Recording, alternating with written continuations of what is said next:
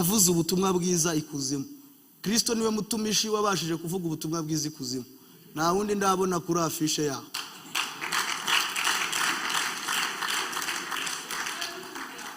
Yesaya bihanura yavuze ngo ntiyasigiwe kubwiriza abagwaneza ubutumwa bwiza.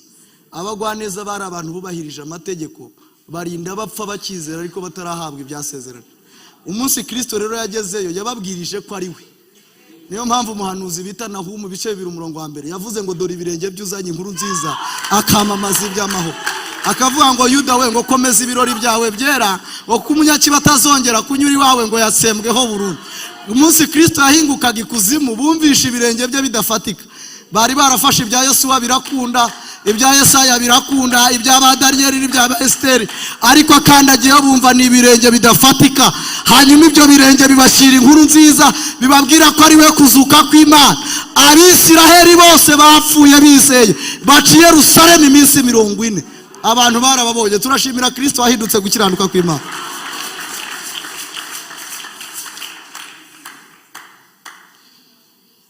Icya gatatu, muri Kristo Yesu twakira ubugingo bw'iteka. Oh, haleluya. Ubugingo bw'iteka. Waruzi ko muri Kristo Yesu abantu badapfa, barasinzira, kandi basinzira n'ibyiringiro byo kuzakangurwa. Twakiriye ikintu kidashira. Imibereho yacu ntitewe ubwoba n'igihe izarangirira, kuko dufite eternal life, dufite ubuzima budashira.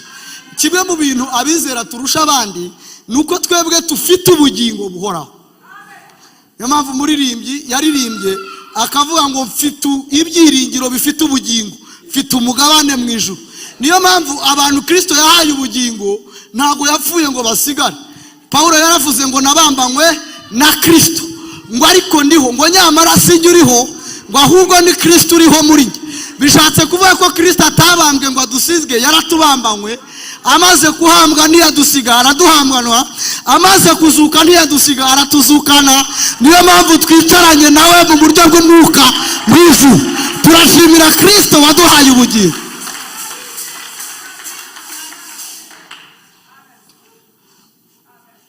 Turabaragwa mu bwami bw'Imana, turabana b'Imana. Imana ishimwe cyane. Ndimo gusoza. Icyakane twakiriye umwuka wera. Yesu Kristo. Haleluya.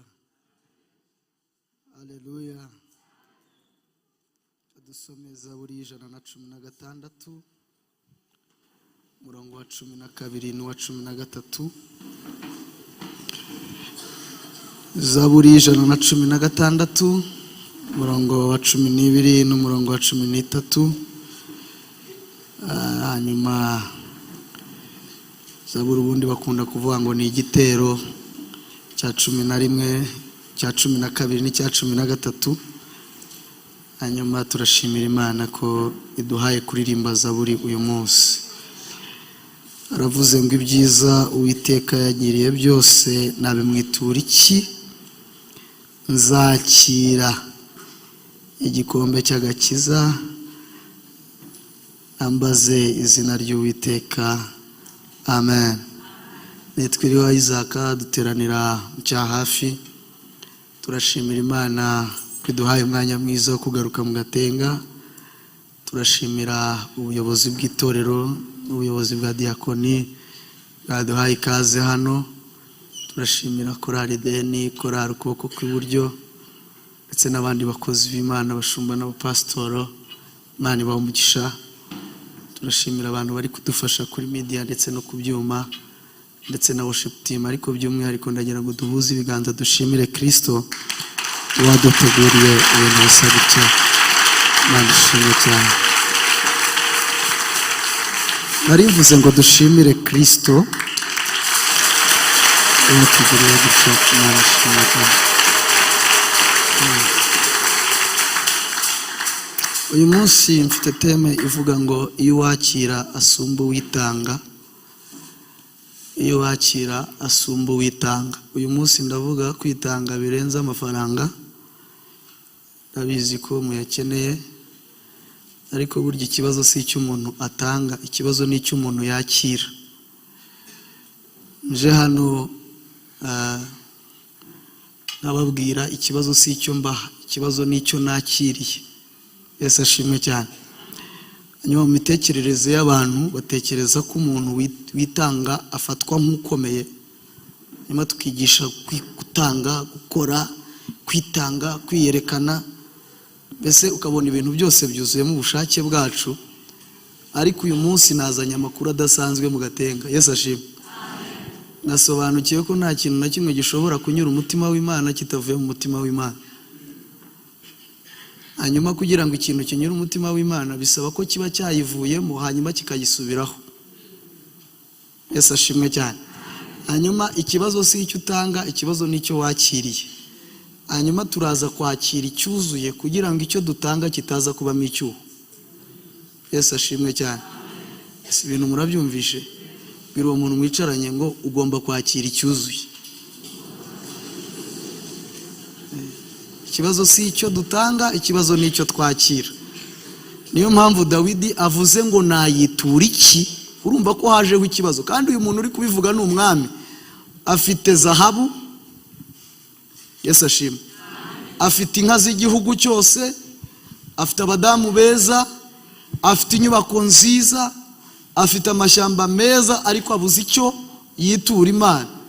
Kubura icyo yitura Imana si ikibazo cy'icyo afite, ahubwo kubera iki 13 avuze akavuga ngo avuze ngo iki 13 nzakira igikombe cy'iki cy'agakiza. Ikibazo si icyo yakitura Imana, ahubwo nyuma y'ibyo Uwiteka mugiriye hari ikindi yakiriye kugira ngo abone icyo atanga. Hanyuma rero ikibazo si icyo dutanga, ahubwo ikibazo ni icyo twakiriye. Hanyuma iyo wakiriye nabi nta nubwo ubasha gutanga.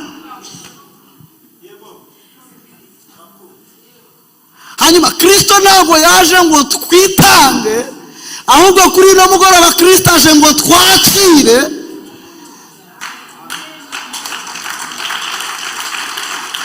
Ariko twamuhereza icyubahiro Yesu. Munyikirize muvuge ngo haleluya. Kristo aje ngo twakire, hanyuma nitugira icyo twakira tubone n'icyo dutanga. Hanyuma icyuho cy'icyo dutanga kiboneka mu cyo twakiriye. Ndaje mbivuge.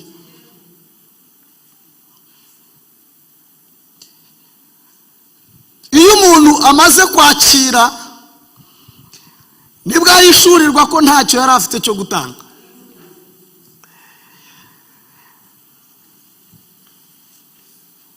Iyo umuntu amaze kwakira, Yesu ashimwe, nibwo ahishurirwa ko ntacyo gutanga yari afite. Iyo usomye Bibiliya usanga ngo Imana ngo ishima Abeli. Icyo ni icyambere. Icya kabiri ni ituro rye. Murumva ko ari ibintu bibiri. Hari Abeli akabaha n'ituro. Ikibazo si ituro, ikibazo ni utanga. Hanyuma na Kayini n'ituro rye nabyo biragenda. Kuva kera rero umuntu yifuza gutanga kugira ngo yemerwe. Ni nayo mpamvu hano tujya kwitanga umuntu akavuga ngo kuva twatangira ngo naratanze. Kubera ko yumva ko yatanze, niyo mpamvu yumva afite icyuho. Ariko hari abandi badatanga, ahubwo bakira. Niyo basohoye ntibasohoye, ahubwo barakiriye. Kubera ko ntago batanze ibyabo, ahubwo batanze icyo bakiriye. Upewe sifa Bwana. Hanyuma Imana nishaka ibyanyu, Imana nidashaka imbaraga zanyu, ahubwo ishaka kugira ibyo ibanza gutanga mu Gatenga kugira ngo ibone ibiyigarukira.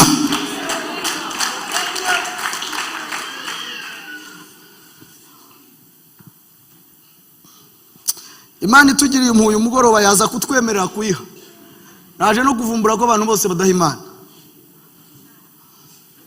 Mwinjirize mvuge ngo amen. dusenge tubwire Imana ngo uyu munsi uze kutwemerera tutwitange, kandi ntimwitange amafaranga, ahubwo mwitange icyo mwakira. Uyu munsi ndavuga ibintu bibiri umuntu yakira tukahita dusenga, kuko nenda no gusoza.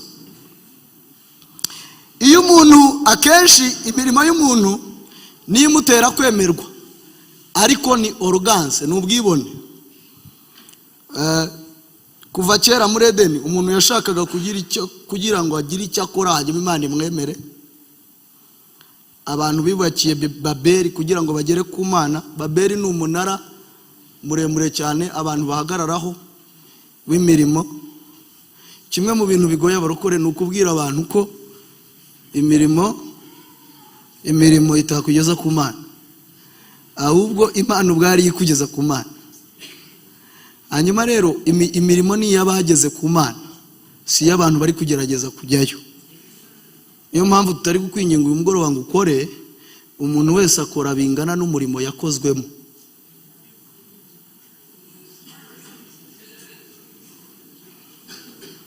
Ese turabyumvise?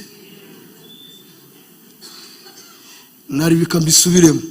Uyu mugoroba ntago turi bwinginga umuntu ngo akore, ahubwo umuntu akora bingana n'umurimo yakozwe.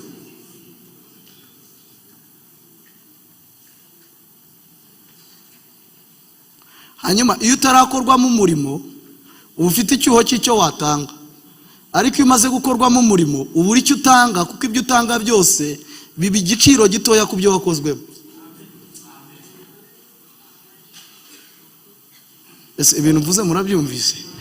Reka nihute. Umurimo wa Kristo ushingiye ku kwakira, ntushingiye ku gutanga. Haleluya. Nari mvuze ngo umurimo wa Kristo ushingiye ku kwakira, ntushingiye ku gutanga. Twakira iki? Iyo Kristo atugezemo twakira ibintu bingahe? 5. Twakira agakiza. Agakiza nta murimo wakaguhesha, ahubwo iyo kakugezemo kayizanira imirimo. Murabyumvise? Ntago kadusangana imirimo. Agakiza kagira imirimo yako, iyo katugezemo kazana imirimo yako. Agakiza ni umushyitsi uzana ibizagutunga, kandi nako kagatungwa n'ibyo kazanye. Ese ibintu mvuze murabyumvise? Nimba mubyumvishe muvuge ngo amen. Agakiza ntigakenera ibyo ufite ngo kabeho, ahubwo ko kizanira ibigatunga. Niyo mpamvu umuntu adaha agakiza imirimo, ahubwo agakiza kamukoresha imirimo ingana nuko kangana.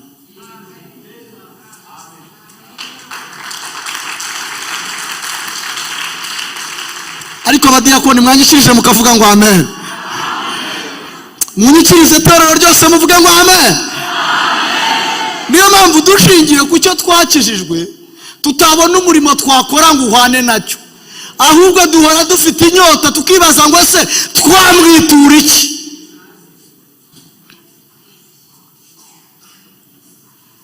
Imana ishimwe cyane iyo yaduhaye agakiza. Uza abantu kasimbutse mwari muturanye beza bakuru bagize gute, ariko karaza kagufataho, nta kintu wakoze utarize, nta kintu na kimwe. Kahageze gatangira umurimo mwiza muri wowe, none karanagutunze. Niyo mpamvu agakiza tutagatwara, ahubwo karadutwara, kuko naho twakageza, ariko ko kazatujyana kakutugeza ku mwuzuro w'Imana.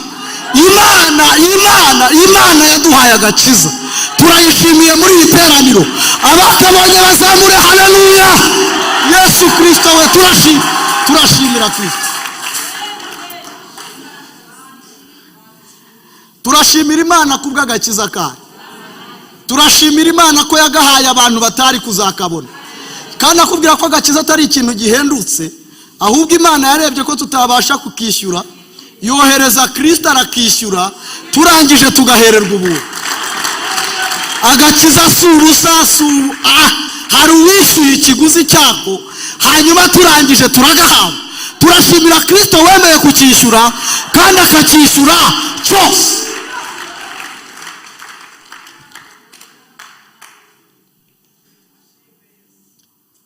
kuri ubu njyangira mahoro mutima yahawe na Yesu mukiza wanjye, atemba nk'uruzi abisi ntibaya icyaha uyahawe nawe njyewe nyenigima ngikwereke Yesu umwakire na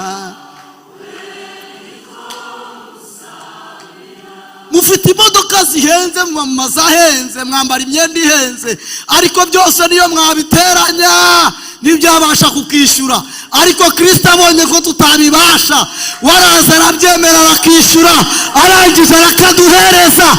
Turamushimiye, turamushimiye uyu mugoroba, turamushimiye uyu mugoroba, turamushimiye uyu mugoroba.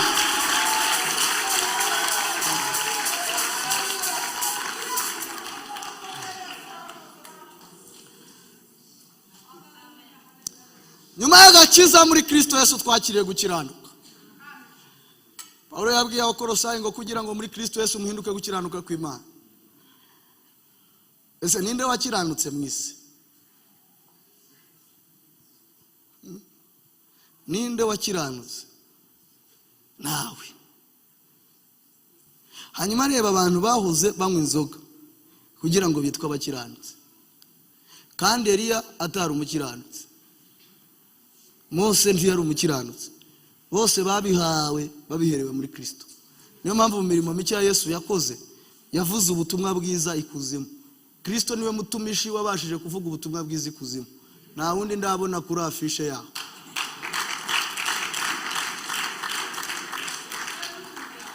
Yesaya hano yaravuze ngo ntiyasigiwe kubwiriza abagwaneza ubutumwa bwiza. Abagwaneza bari abantu bubahirije amategeko, barinda bapfa bakizera ariko batarahabwa ibyasezerano. Umunsi Kristo rero yagezeyo yababwirije ko ari we. Niyo mpamvu umuhanuzi bita Nahumu bice 2:1 yavuze ngo dore ibirenge by'uzanye inkuru nziza akamamaza iby'amahoro, akavuga ngo Yuda we ngo komeza ibirori byawe byera, ngo kumunyakiba atazongera kunyura iwawe ngo yatsembweho burundu. Umunsi Kristo yahingukaga ikuzimu bumvisha ibirenge bye bidafatika. Bari barafashe ibya Yesuwa birakunda, ibya Yesaya birakunda, ibya Danieli n'ibya Esteri, ariko akandagiye bumva ni ibirenge bidafatika. Hanyuma ibyo birenge bibashira inkuru nziza, bibabwira ko ari we kuzuka kw'Imana. Abisiraheli bose bapfuye bizeye, baciye Yerusalemu iminsi 40. Abantu barababonye. Turashimira Kristo wahindutse gukiranuka kw'Imana.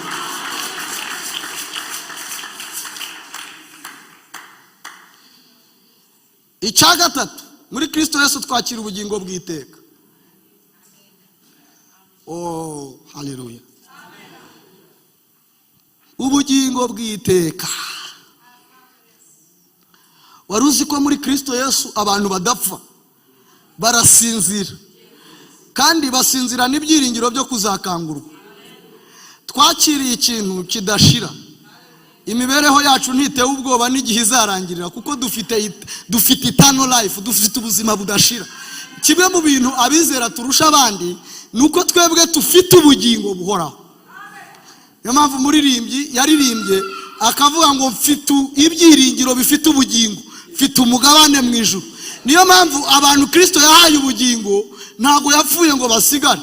Paulo yaravuze ngo nabambanywe na Kristo, ngo ariko ndiho, ngo nyamara sinjye uriho, ngo ahubwo ni Kristo uriho muri njye. Bishatse kuvuga ko Kristo atabambwe ngo adusizwe, yaratubambanywe. Amaze kuhambwa ntiyadusiga araduhambanwa, amaze kuzuka ntiyadusiga aratuzukana. Niyo mpamvu twicaranye nawe mu buryo bw'umwuka mwiza. Turashimira Kristo waduhaye ubugingo.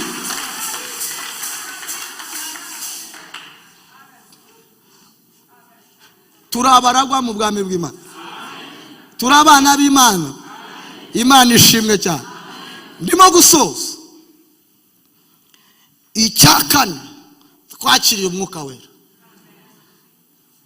Yesu Kristo we. Ibi bintu rero mubona bimeze nk'ibisazi birakora. Waruzi ko iyo twuzuye umwuka wera tujya dukora ibintu abadokiteri bananiwe.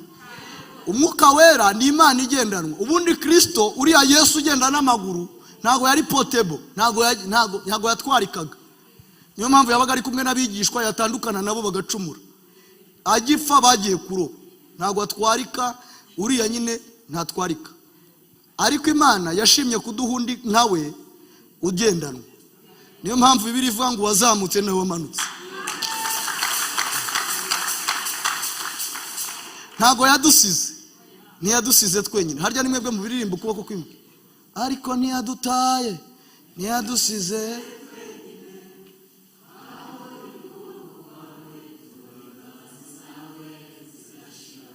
Imana ishimwe cyane. Uwazamutse niwe wamanutse. Ntabwo umwuka wera ari uwa gatatu kuri Yesu, nta nubwo ari uwa gatatu ku Mana. Angana n'Imana byuzuye 100%. Aratwarika rero.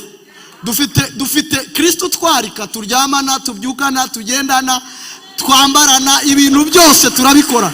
Turashimira. Yaravuze ngo simbasize nk'ipfubyi, ahubwo nzaboherereza.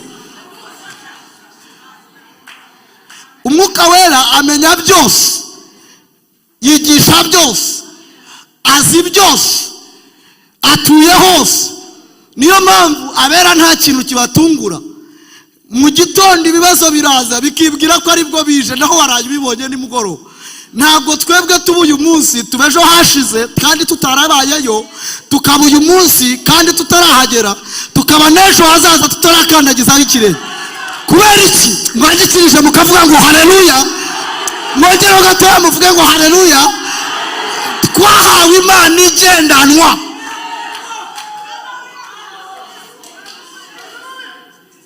Niyo mpamvu ibiganza byacu bikora nk'ibyo Kristo yakoraga, tugakiza indwara tutarabaganga. Kubera iki? Yesu aragendanwa muri twe, aragendanwa muri Edeni, aragendanwa mu kuboko kw'iburyo, aragendanwa mu badiyakoni, aragendanwa mu bagabo, aragendanwa mu bagabo. Turamufite mu mbaraga ze zose.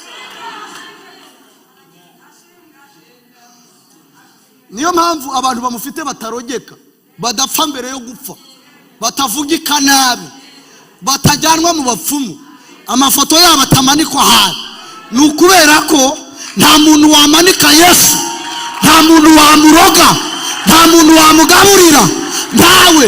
Paulo yaravuze ngo si njyewe uriho, ahubwo ni Kristo uriho muri.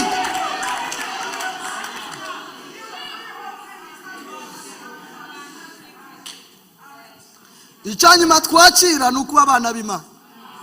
Muvuge ngo amen.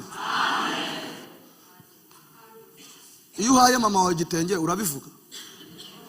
Urabivuga? Uragenda ukabwira abantu ngo mama namuha igitenge. Impamvu mugikora hano mwiganyira ni uko Imana itarabaso.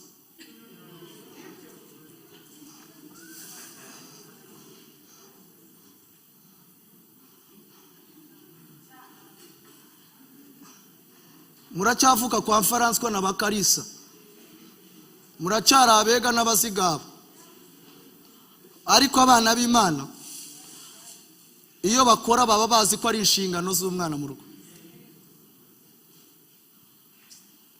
Uko mushyujya kwishyuza ibyo mwakoze, mwese ubigiye wakoropeye iwanyu warabishyuje. Mushumba ngo n'udusengere.